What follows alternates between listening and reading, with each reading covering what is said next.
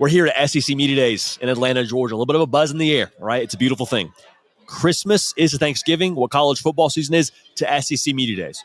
Once you get one of them, the other is right around the corner, all right? So college football is back, and there was a buzz in the air today at Media Days. Not just because we had head coaches in the building like Brian Kelly and Clark Lee. I mean, it wasn't just that. It was also the fact that you had Greg McElroy, former Alabama quarterback Greg McElroy, implied that maybe, just maybe, there's a chance that Nick Saban might not be done coaching college football. We'll unpack that together right now. What do you think about that? What do we think about that?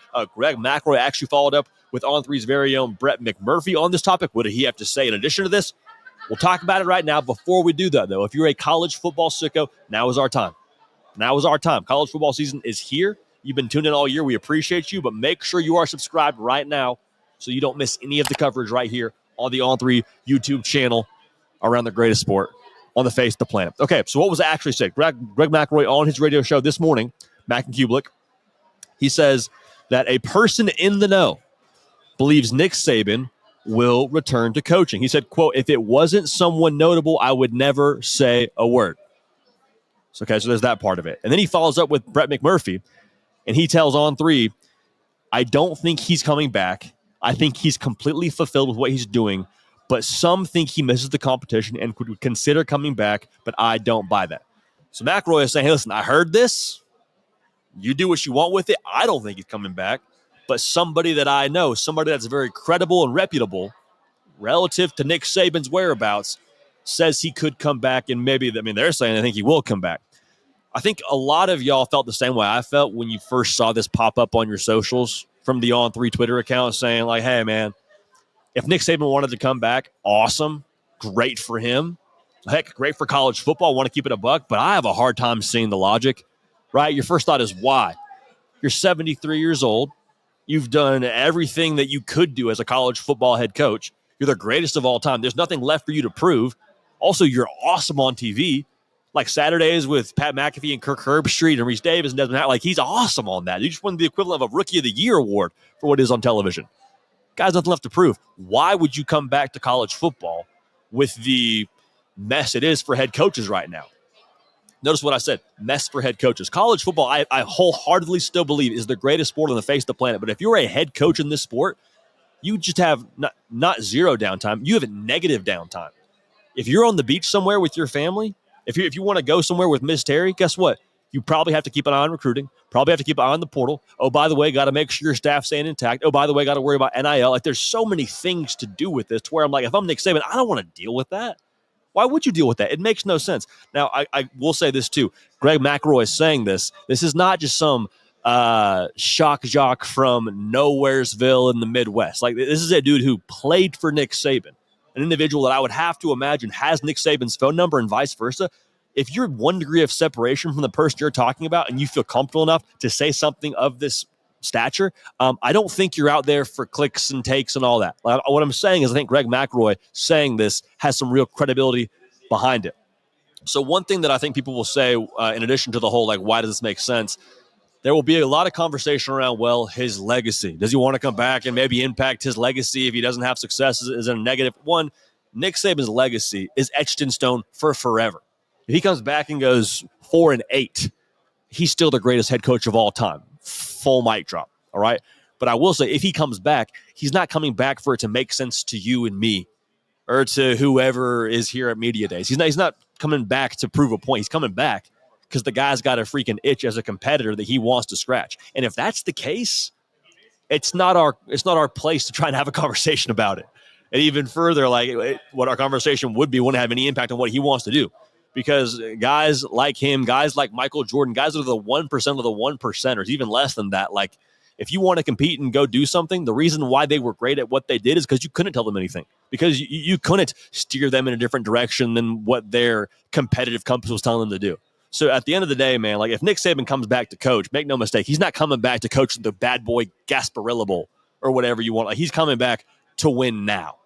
So I think also what should be said, if he's coming back to win now, it's a place with resources, a place with massive structure in place to win right away. Now, notice what I said, to win right away. Doesn't mean he couldn't go somewhere that struggled a little bit and then you plug in Nick Saban and everything that comes with that, and then maybe you start winning a lot of football games. I think that's probably the situation you walk into, but I don't think it's something you walk into that's just this massive rebuild. Like, he's not here to win a national title should he come back next year by the time he's like 77 and wait 3 or 4 years. That's not on his to-do list, I have to believe. So if that's the case, he's coming back to coach, right? Like, it's pretty straightforward. Him coming back would, I think, be paired with an all-star GM already be in place wherever he ends up at, or he brings a tremendous GM with him to go have success at the highest level. That's my own take on this. I don't think he's coming back so he can talk finance with your 5-star 18-year-old. He's there to coach ball, develop him to be an NFL player, and win a lot of games doing it. All right? So I think it's impossible for us to talk about the idea of Nick Saban coming back, even if we all don't think it's going to happen, Greg McElroy included. But if there's some smoke to this conversation, it's impossible to not have this conversation and then not talk about where you could end up at. The Alabama thing is interesting. He gave such a vote of confidence for Kalen DeBoer when he got hired. Sounds like he kind of gave a seal of approval as well to Kalen DeBoer being hired to replace him in Tuscaloosa. And I feel a little bit weird if he were to return and take his job back. Like, I think Nick Saban's probably at a point where he could take almost any job, say almost, in all caps, almost, any job in college football. You would probably trade your head coach for Nick Saban, but like back at Bama, I don't totally see that fit. If you're talking Big Ten, like I guess Michigan State, where he's got some roots, would be intriguing. I have no idea what that would mean happened with Jonathan Smith this upcoming season and all that. And I also don't know what it means for resources at Michigan State and whatnot. But like for me, I have a hard time seeing him outside of the SEC. Like if he's going to be in college football, which I'm assuming this conversation is structured towards him being in college football, I don't close my eyes and see Nick Saban wearing a puffer jacket in November in a snowy atmosphere necessarily outside of the Southeast is my own take. So I started to think, okay, what are some jobs that wouldn't be major turnarounds that could be available to you this time next year? Now, I want to tread lightly because we'll have some of these coaches hopefully on the show in the future, if not this week. I mean, I also don't want to give a prediction for what they're going to be in the future, but like Ole Miss and Lane Kiffin, I think he's a great fit there. At the exact same time, if a big-time job opened up tomorrow, I think Lane Kiffin would be a thought for all of us relative to filling that open job, right? Not saying that he's not happy in Oxford. I think he's a great fit in Oxford, but I think Ole Miss, if that job became available in the SEC, clearly well-resourced, maybe Saban could be a guy that pops up. That'd be crazy. Can you imagine Nick Saban is Lane Kiffin's successor? All right, we'll sit with that one for a second. Other thought in the SEC, I think Florida's going to be real good this year. I believe in Billy Napier. I believe in DJ Lagway. Now, are they in a spot where that's a reality? And if they're not, what does that mean for Billy Napier's job? Because we all, after A&M, wrote the obituary, myself included. I was like, okay, game, set, match. Who's next at Florida? Then, Florida goes on a run, finishes 7-5. Good for them. And vibes are immaculate again. But if they, miss a bowl game this year, which, again, I don't think will happen, Nick Saban at Florida, well-resourced, massive brand power. I don't think it would take much for him to have success at a place like Florida relative to what we know about Nick Saban. So a lot of hypotheticals, a lot of filling in the blanks here, which maybe that's irresponsible, but it's July. We're going to do it anyway. We have a story like this. We're going to do it anyway. Gosh, we're so back, dude. We're so back. Let me know in the comment section what you think is next for Nick Saban. I'd be surprised if we didn't see him on College Game Day and doing that job for the foreseeable future.